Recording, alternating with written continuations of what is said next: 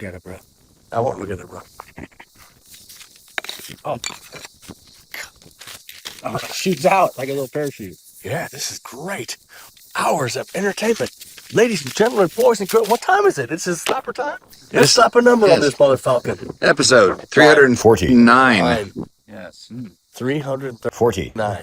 That's far beyond 348. I mean, if you hold your breath in between The math episodes. episode. Yeah. 3 times 3 is 9. Oh, Chad, give us a little circular shot here. What do we got? This is Cornerstone Methodist Church. Methodist Church. What are we doing at a church? We are going to play a show at some point, but we're very early. It's excruciatingly early. Somebody's going to be getting Look at trouble. that. Who's that? Speaking of trouble, with a capital T. Hi, world. We got Uncle Frank, and this is your first time here, right? Yep, first time here. I mean, in a church. Yes, first time in a church ever. Yeah, a couple of days ago, we played at a place called Continental Club, 3700 Main. Don't forget it. Great rock and roll venue. Greatest in Houston, I believe. We got our friend Diego running the sound. It dawned on me, too, when we run sound, and then when you go to a club, and it just sounds so much different because they have a different... Diego knows how we want to sound. He did a phenomenal job running just making it work the way it is. That's probably get your big rocket off my device. It was dawned on me too, because we hear this a lot. We play a new venue, they go, "Yeah, you guys didn't sound right." I said, "No, we sounded the same. It's just you're going through a different system. You're going through so today. Well, we did this last year, and the sound was good, but and the professional sound guys were extremely good at their job. However, hadn't heard us before, and our genre is strange because 1 minute it's heavy, 1 minute it's folky, 1 minute it's just different gears, different things. And when you're not familiar with the band and their sound, you're going to get a different, and especially you're using different gear. They're using different brand speakers and different effects and whatnot. It's just it dawned on me today how different it is. But the punter, the regular person, the live music fan, they don't always know that you're getting your that we're not screwing up. Like when you go and some of the places that we played before, where the PAs are less than Karaoke PAs. just exactly. Yeah, something that you'd be you wouldn't want. You would give it away if somebody gave it to you. And then when they hear you in that setting, your stock goes down because they're not used to hearing you like that. And they go, "Yeah, it wasn't very." So it is crucial, I think, to have a sound guy, a touring sound guy with us. To that would just I think Blaggards puts that out there today, saying that it just we need to look for somebody that can come in, focus that sound, work with whatever PA it is, but still make us sound how we sound, because it's we've got some great clips. I don't know if you got to see them.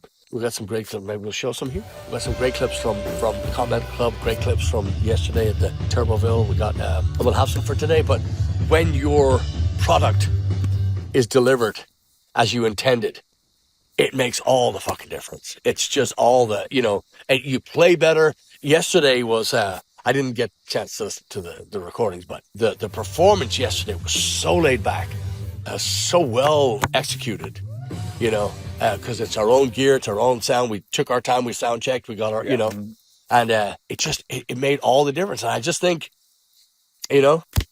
50 years on, whatever it is now, we've been doing this crap, having somebody that's able to dig that trench for you and set you on your way on that rail, that's where rock and roll SlapperCast 349 is today. I think we need to just start searching for that. Yeah.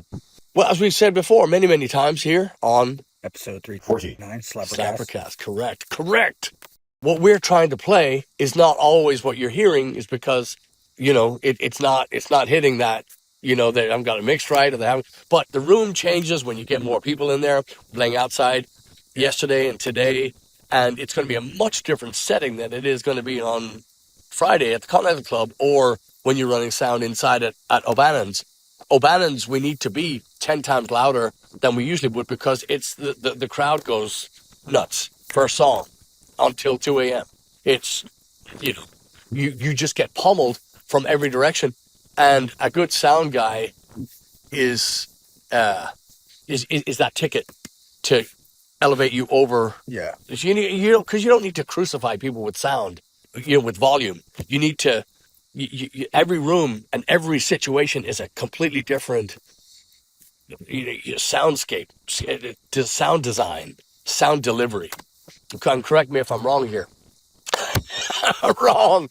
Seriously, when you're relaxed like that and you know what you're playing is going out, it's just so much easier to play. Yeah. It just makes everything so much less.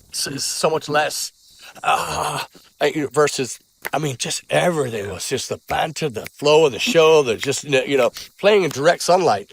Some of us. This side of the stage.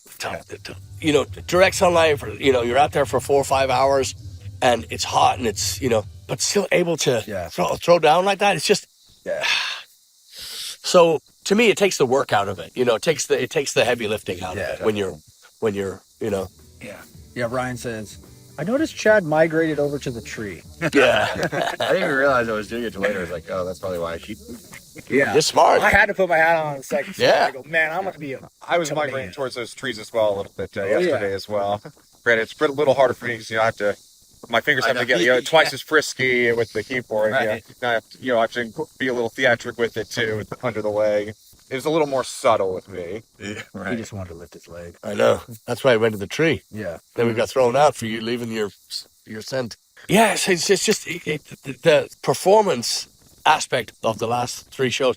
It was great. We had Jeff Duncan with us on Friday, and obviously we're heading to Ireland. I'm going tomorrow, and you guys are coming next week. We're bringing, the 5 of us going to be over there, and it's going to. It's just. I was talking to somebody today about the shows of things. Well, yeah, aren't you playing more? You only got 3 or 4 shows. I said yes. It took me all year to nail down those 3 or 4 fucking shows. I've been on the phone more times than than phone people, than receptionists, than telemarketers. I've been on that fucking phone nonstop trying to. So You said it seems to be a universal thing with venues in Ireland. They never want to do anything now. It's always like they don't want to do it now. They don't want to do it too far away, and they don't want to do it too close. And you can't call them. There's no set time for either of those. Too far, too close. There's no set time. You just have to catch them on a day where they're going, Jesus, let's have a fucking. You're not getting. You have to be relentless, and you you also have to, which is not my nature, to be pushy. And you have to. You just have to. And it's just torture trying to get this out. I want to play. If we're there for 8 nights, I want to play for 8 nights, 10 nights, whatever it is. I want to play every night. What's the guy who runs the old Oak? The best. Owen. He's the only one. Yeah, Owen. Owen calls me before I have the tour booked. He goes, "What date you coming over?" Good, we'll take it. Yeah, that's how it should be. Yes, yes, it is. He's brilliant. He's a good guy. It's a cool place. And also Brendan O'Dowd, our favorite sound guy in Galway. He calls us up, and he's out on Puckon in Galway, and he calls us, okay, hey, let's so he's been heavy-handed advocate for us every time. Of course, Brendan, our relationship with Brendan goes all the way back. First when we played at the King's Head, it used to be his old gig. Yep. Yeah, he's tremendous. He's and then we're getting to work with another friend of ours. You guys haven't met yet. We're getting to work with the Bishop at the Purty Kitchen on Tuesday, October 28th. It's a great venue. It's changed hands many times, and that's the other thing about Ireland is the nightclub scene, the live music scene, the pub scene. Everything's changed. Everything's changed so much. Kids nowadays, they're not taking their role as they're not enjoying the nightlife as we did. We could not fucking wait for Friday to roll around and go to the pub. Yeah. Then you go to the club. Then you and you're just out the whole time. The whole weekend is shot. And if you're not staggering Monday morning, you did it wrong. Yeah. And what do they do now? They sit inside and they talk online. They date online. They play games online, and they do all this. And it's just, I don't know who it was. I heard somebody say it very recently. They said, what would you tell young people today to do today? They said, go have a fucking drink. Go out. Go meet people. Take a chance. Do something. Go nuts. Do something, and it's so sedated. It's so boring. It's just, coming from the pub culture of Ireland and then coming over to the States and figuring out, wow, they drink more than we do over there. However, because they start at 7 p.m., or 6 or whatever, they go for dinner, they get drinks. They go to a place after that, they get drinks. They go to the nightclub, they get drinks. They drink way more than I ever did, and that's why I don't drink anymore. So am I the only one on that? Am I the only one sick of that? So I'm one of these kids that Patty is referring to, and I have to say I approve of this message, all parts of it. So what are you going to do about it? Yeah, go out there, go have a drink, go meet people, see some live music, just get off the internet and video games for a little bit. A little bit, permanently. Permanently. Fuck that shit. Video games are for kids. Say that again. Say that again. Video games are for kids. Can we put like a Halo? It can't be number one. That's what I say to people who are hooked. That's how I start the process. Mm-hmm. You can play games, but they're not number one. And then you slowly just push it down. That's how you do it. 2 weeks to flatten the game. Yeah. No, nobody's going to look back when they're 75 and go, man, I'm just so glad I played Halo 17. They're going to go, man, I wish I sat down with my dad and talked to him more. I wish I asked that girl out. Bro, you don't remember the likes. Go hold her hand, man. Go sit next to her at the movie theater and be uncomfortable and like, oh my God, does she like me? Go ask her out. What are you doing online? Like, it's just... Take her to a Methodist church on a Sunday. Yeah. You know? I just go, man, it's just... I don't know. Do you get the sense that that's different in Ireland? Like recent years? Is the nightlife there? It's exactly the same as here. The same thing? When we do it, it arrives in Ireland 6 months to a year later. Whatever we do arrives in Ireland 6 months, a year later. I'm just curious to see what, I'm remembering our first couple of years we went. And that first year was 2010. And when we were in Galway, we'd stay at the International Hotel, which is right on Ayr Square. Is that what it's called? Yes. Maybe it's every night, but the nights that we were there, the city would just get flooded with college kids out. I mean, it was just mobbed, especially that right near the hotel there was a Supermax, which, if you're not familiar, Supermax is sort of like a glorified food court. No, it's Irish McDonald's. But there's a bunch of different. At least that Supermax had a bunch of different places you could order food. There was like pizza and burgers, like different kiosks in there. It wasn't just one thing. But one general seating area for all of them. So it's fine. It's kind of like food court. But anyway, so the kids would be throbbing around this one location to get food, and we'd have to fight through them to get into the hotel. So there was, Galway. It's just Galway. Galway is built for a thriving nightlife. But I'm just curious to know. Well, we haven't stayed. That's why our hotel isn't in that city center anymore, so I don't really get to see it firsthand anymore. I'm curious to know if what it looks like now as compared to. Well, it's the same because it's a college town. Yeah. It's the same, and we're staying a little bit further out only because we're getting the Imperial. Not only was it kind of a rundown place, but you're right in the thick of it, so you're not getting to sleep until the last. Fields of Athenry is screamed at the top of the lungs at 4 or 5 a.m. And then you're on the bus at 9. So it's not a lot of times not fun. So that's why we went out to the nicer hotel on the outskirts. So but yeah, Galway's a college town, so it's very young.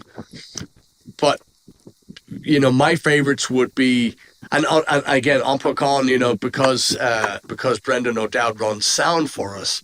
It's easy to love that place, but you're a little bit further off the beaten path, so you're not getting all those. It's a younger crowd, but you will still get more locals in there than you would in the King's Head or any of those rooms. But that's I'm more fond of playing at somewhere like Killarney or Dublin, or just because you can get outside. Purdy Kitchen is on the south side of Dublin, so we're away from the hustle and bustle of the city centre and the noise and the thing. The Camden Court's a nice hotel, but again you got the taxi stands and the chipper across the road with people swarming the chipper. So you got a lot of street noise until very, very late.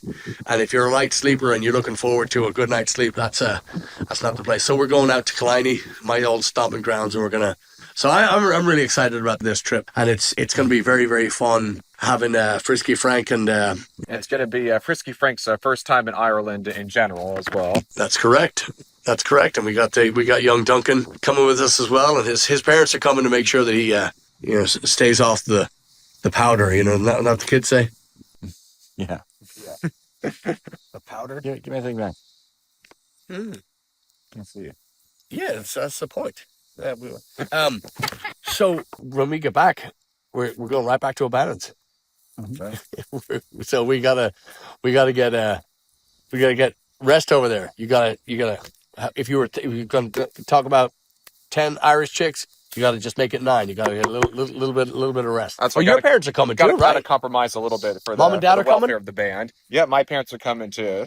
And they're just kind of like what you were just saying with Jeff. So, folks, they're going to make sure that I don't go too crazy over in Ireland. Yeah. I don't. Yeah. Mine aren't coming. I'm getting crazy. Yeah, that's right. You got your brothers coming. Got my brothers. All 2 of them. Man, that's coming. Yeah, I'm very, very, very excited. We got a lot of very, very special people. Got a lot of repeating people. A lot of people for the first time, and we're just we improve it every year. We make the tour better every year. We're constantly working. We're constantly looking to improve, and this year's going to be a lot of fun. So, yeah. So we must start setting this stuff up. So I would ask you if you're enjoying yourself here, why don't you come to a show? We'll show you a really good time. Or if you're single and you're looking for love, Frank will show you a really good time. That's it. That's it. We just built this. Now we're going to destroy it with some rock and roll. But thanks for tuning in. Join us next week from Ireland. You're always welcome. Any questions? Anything you want to know about Ireland? You call us. You let us know. This is SlapperCast. You've been watching Blaggards. We hope to see you live very, very soon. Cheers. Cheers.